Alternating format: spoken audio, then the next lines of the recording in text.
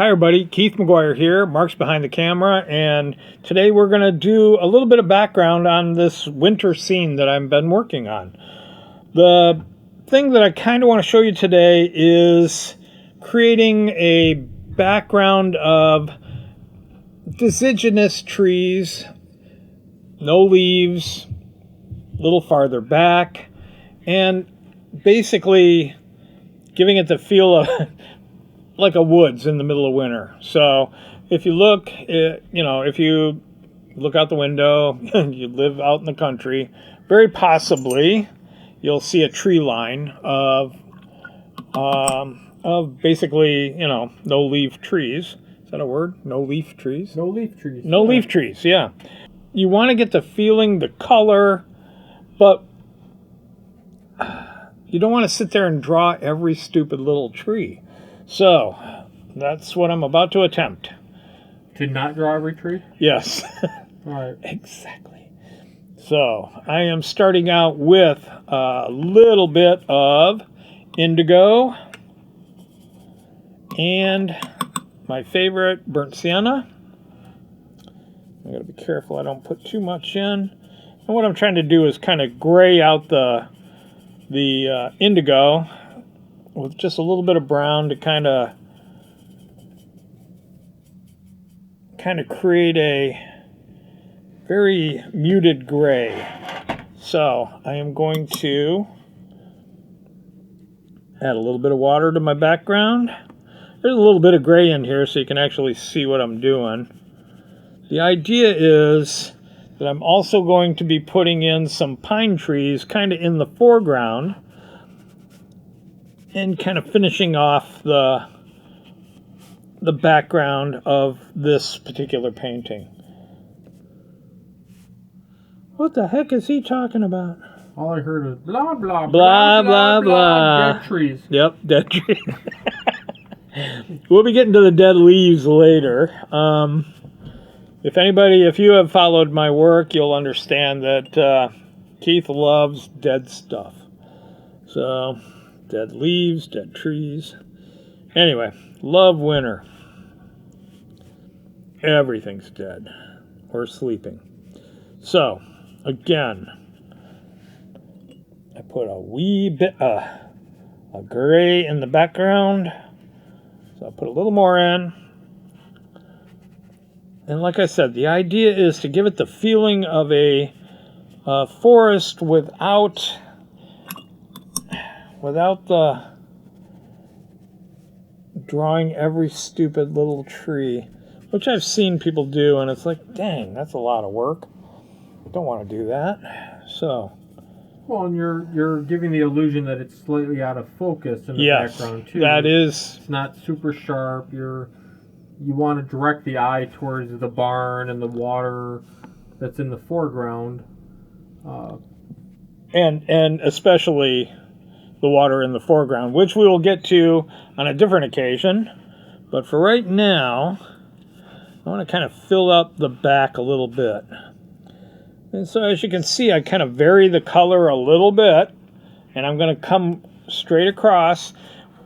There's obviously pine trees over here, and then I'm going to come over here on this side of the building and kind of get this side, this tree.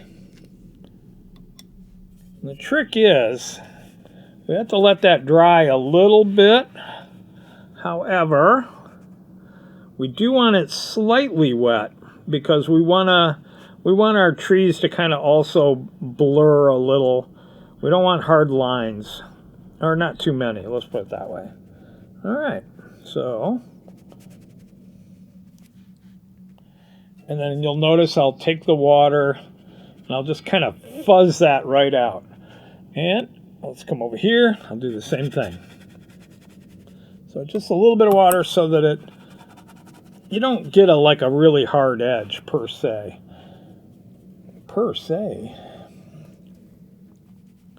All right. So is that enough color? It's going to dry 40% later. It is. Oh, you didn't just see what I did. It's probably out of camera shot, but.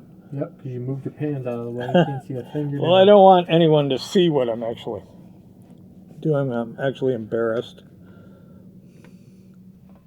What? Oh. You know, there never used to be a magic hand. Sometimes you gotta do what you gotta do. Yeah. And that's why Mark's here, production manager, director. I thought it was only because you don't have enough space in your house to film there. Oh, God, no. There's no space at all. All right, so we got that going. All right, we're going to let that kind of set up a little bit. It's got to be damp when I go to do the rest of it, but we have to let it set up a little because it's probably just a hair too wet. What could I be doing in the meantime? Know any jokes? No. Yes, but no. No, what I'm going to do is actually, maybe I'll do a little bit of foreground. What I like to do is kind of like it's almost like negative painting. And basically what I've done is I put a line of color across. What I'm doing is painting up, blending up in a way, creating a kind of a negative tone or coat, and that brings this particular chunk of snow forward. And that worked out so well. Look, I'm going to do it again.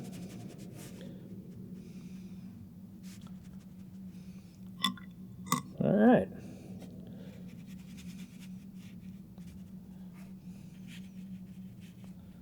All right. How we doing? I see a little, it's getting a little crusty up here. There. All right, here we go. It's still very damp.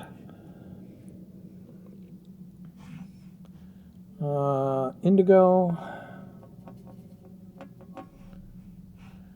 And here we, this is so important. I'm taking my glasses off. All right, so I'm going to do some very fine lines. And you'll see how they're starting to separate, how it is just kind of blurring out. That's what's going to give us our tree trunks. Now the idea is you don't want to go up, we don't want to go up too high either, because basically we're going to do finer lines up here. But let's see how this is going. So what kind of trees are these? Are these maples, birch, oak? I can't see, they're too far away and I took my glasses off, okay? So, yeah, it's just basically deciduous. And like I said, we don't want to go all the way to the top. We want to stay a little bit low.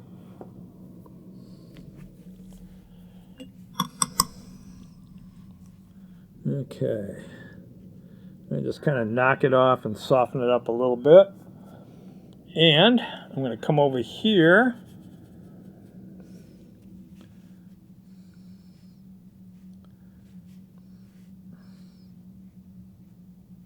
This is still pretty moist.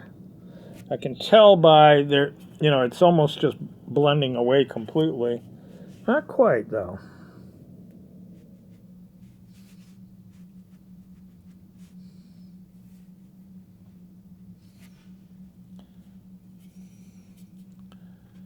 Indigo. Where'd it go? Okay. You only had a color chart. Yeah. We're working on it.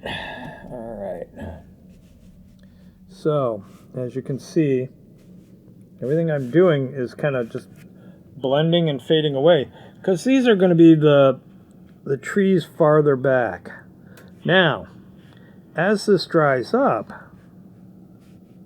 I can have more of a foreground trees.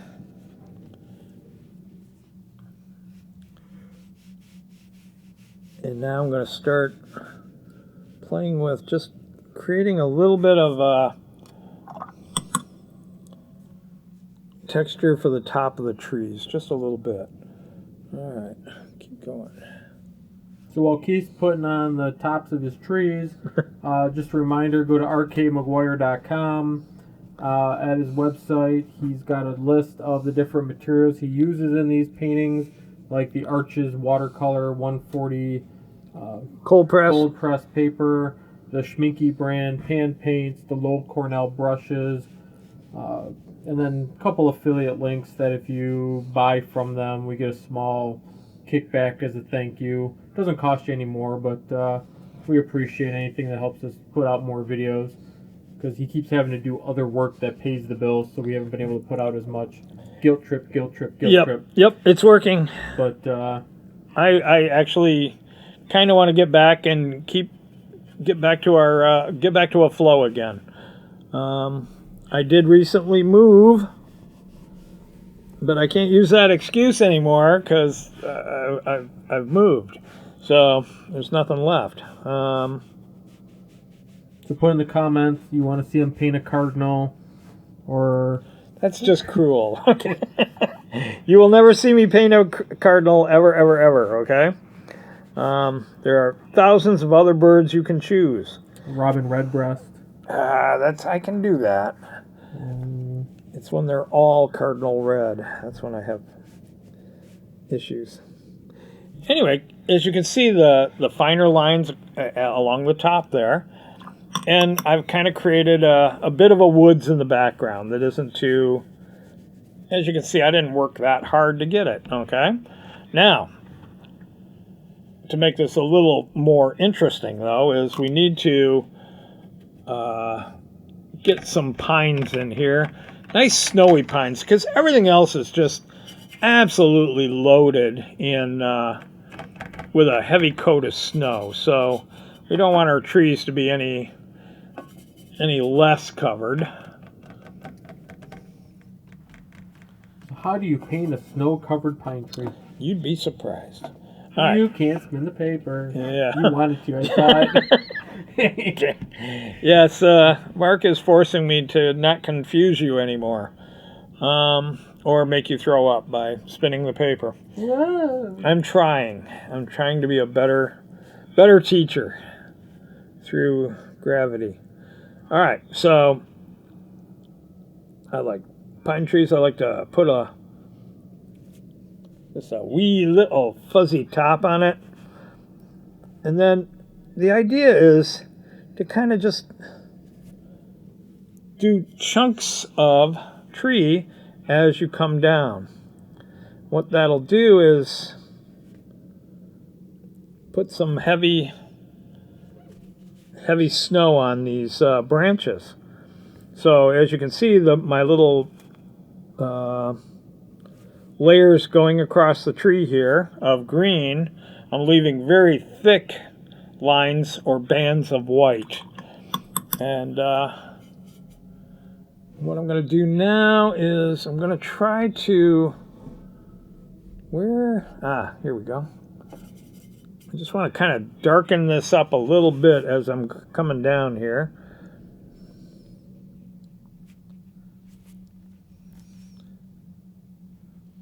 As you can see, I'm just kind of making little blobs of color that I just keep kind of going right around. Now, as I get to this snow line here, I want this tree to be behind this hill. So I'm going to more or less stop it right along the edge of that, so you can see the landscape of the snow coming down, and the tree is going to be behind it. Now, you can also go in, add little bits of pine poking through here and there, and basically I've created a cute little tree. Now, I am going to shadow it with the snow with a little bit of color, but I can't do it while the green is still there, or still wet. Yeah, make it disappear. All right, so I've got a couple more up here. Again, I love making these pines that are People are so rigid about their pines. I think it's a little more fun to make them a little more relaxed. Again, large bands.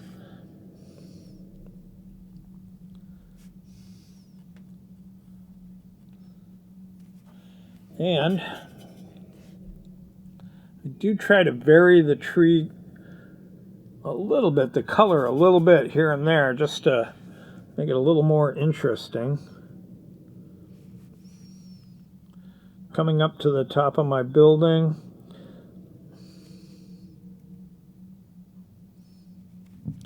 This tree's a little bit closer, so I'm thinking the shadow is going to be the shadows in the snow are going to be a little more pronounced. Again, we got to kind of wait. Yeah. All right, we're getting there.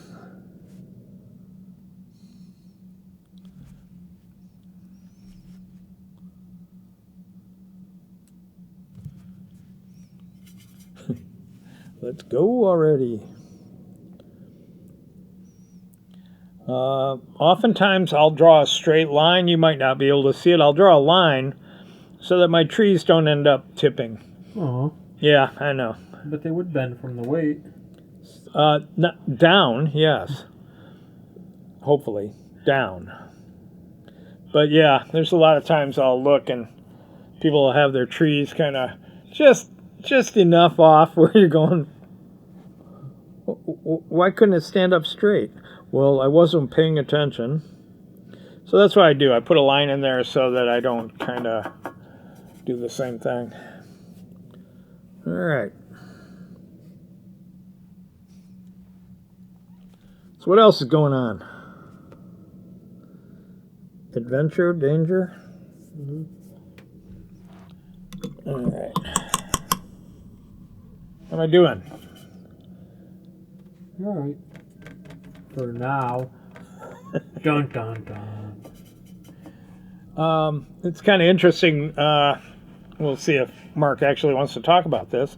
But we've discovered that although I might spend a lot of time on the internet, you guys might watch. You don't watch all the way through. So what we're trying to do is maybe break these up a little bit smaller, little smaller chunks. So yeah, we want to give you guys more lessons on certain aspects of a painting. So this was background trees, more or less. Maybe next time it'll be the barn. Maybe next time it'll be a bird's eye. Little bite-sized samples to show you how to do different elements. yes. And then every now and then we'll do a full-length painting from beginning to end. Just so we can get more content out for you. Not a ton of hour to 2 hour long videos that realistically statistics show you're not watching all the way through anyway.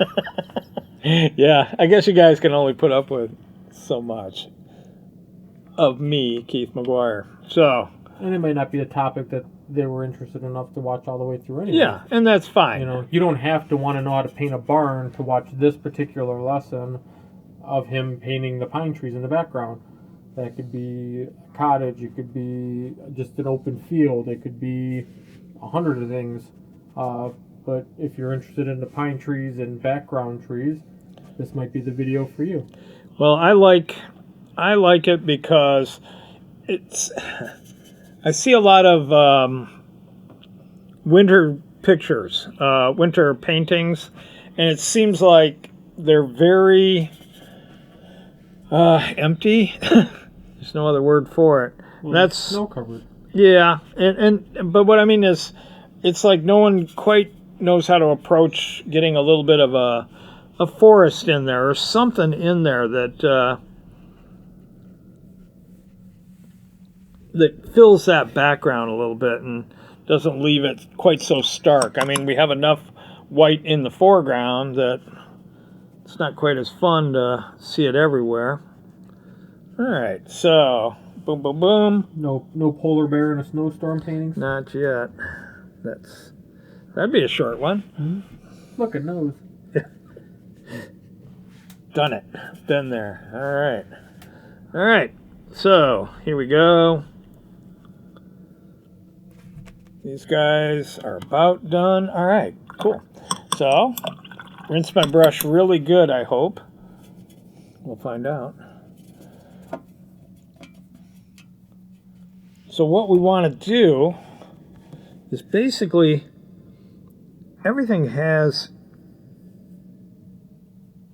weight and value, size, depth. So we want a little bit of shadow kind of along the edges, just to give it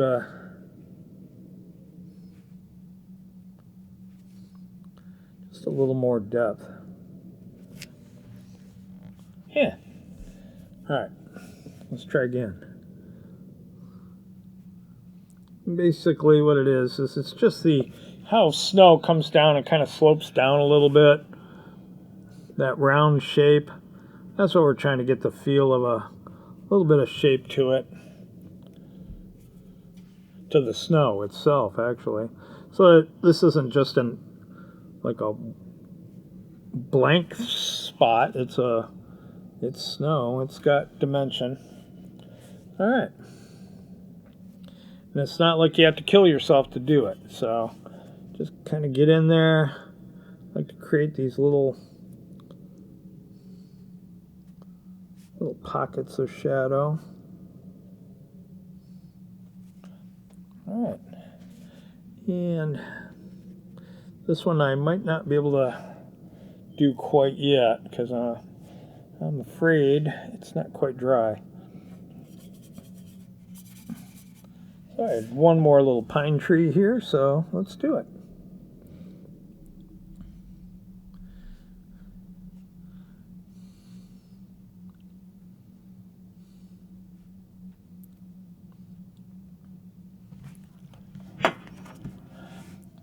And you know, there's a lot of different kinds of pines too, so a lot of times I just kind of doing the same one, but you might look up.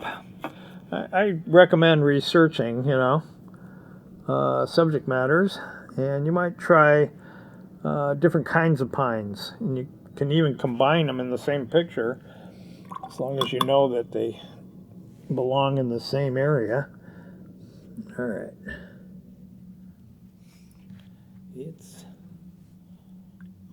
All right, so now this is all pretty much dry back here while I was doing these trees.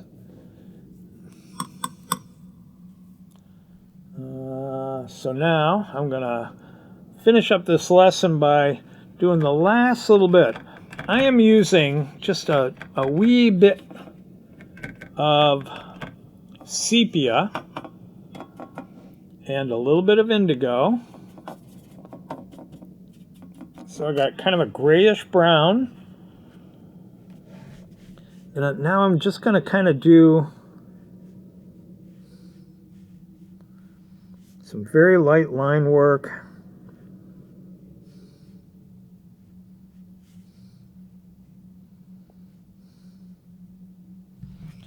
A little bit darker, okay, than the rest of the background, because these trees are a little more closer to us, a little more up front. So they're going to be a little bit darker. I'm not trying to do anything really detailed. I'm just kind of making lines very lightly. And as I get near the top, I kind of break up the lines so they're not, so we don't have tree poles going right up to the top and then stopping. So you want that feeling of it has a trunk, and then eventually they very gently become the upper limbs of these trees, these de-leafed deciduous trees. All right. And I do every once in a while, I like to kind of soften it up a little bit. what I just did was create a small hill right there. There's a little one over here. I'm probably going to do one just by adding a little bit of that that ochre into the paint. No, wait, ochre? What did I say? What is that? Sepia. I'm sorry. All right. I'm just going to bleed a little of this color up again. And what this does, too, is soften those foreground trees just a little bit more. And that's about it. I mean, other than me finishing up here, but it's still wet. So I'm just gonna wait on that, but you get the idea.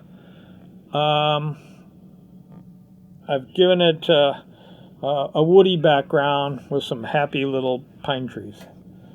Happy little pine trees. You did it! I did it! Yay! So next lesson, I would like to finish this with you. Kind of detail out the rest of the foreground. I love doing this bright water, this bright snow. So we'll work on that next time. So thank you very much. Anything else, Mark? I think we said everything, didn't we? Yeah, just once again, go to rkmcguire.com. Links are in the description of the video. Check out some of Keith's prints. Check out the material list. You can buy some of my prints too if you want. Yeah. Makes a perfect Christmas gift. If this is out before Christmas, who can remember? No, it'll be out before a Christmas. Yeah, maybe not this Christmas. Nice. And then be sure to like, subscribe, follow. Head over to Facebook. Join the Facebook group where you can post pictures of your art, and eventually, occasionally, Keith gets over there and leaves a comment or critique if you request so. He won't say anything about your painting unless you ask him to. What? No. What? What? Advice? No way. Wait, no.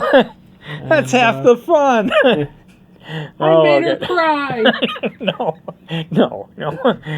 I've done that before. I don't want to do that anymore. Anyway, no. But it is kind of fun to see what you guys are up to.